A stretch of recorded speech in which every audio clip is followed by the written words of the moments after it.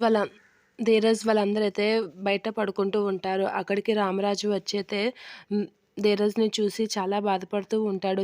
ధీరజ్ దగ్గరకు వచ్చి కూర్చుని ధీరజ్‌ని తడిమి చాలా ఏడుస్తూ ఉంటాడు. తనకి దెబ్బ తగిలినందుకు. అది ధీరజ్ అయితే కల అనుకోని అలా ఇదవుతూ ఉంటాడు. ఇక ధీరజ్ కదిలేసరికి రామరాజు అక్కడి నుంచి వెళ్ళిపోతూ ఉంటాడు. ఇక ధీరజ్ లేచి చూస్తూ ఉంటాడు. ఇది భ్రమ నిజమా అనైతే తన చెయ్యి చూస్తూ ఉంటాడు. తన చెయ్యి మీద వాళ్ళ నాన్న కన్నీళ్ళు ఉండేసరికి ఇది నిజమే అనైతే అనుకుంటూ ఉంటాడు.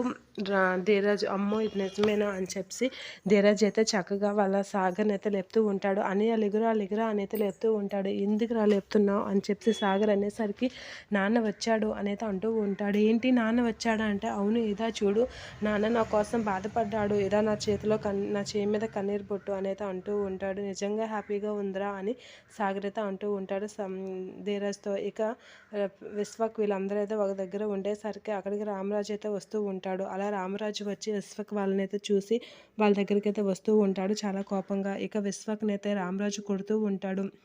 అలా కొట్టగానే విశ్వక్ షాక్ అవుతూ ఉంటాడు. నా కొడుకు మీద చెయ్యి వేస్తారా అనైతే వాడిని ఇరక్కొమ్ముతూ ఉంటాడు రామరాజు.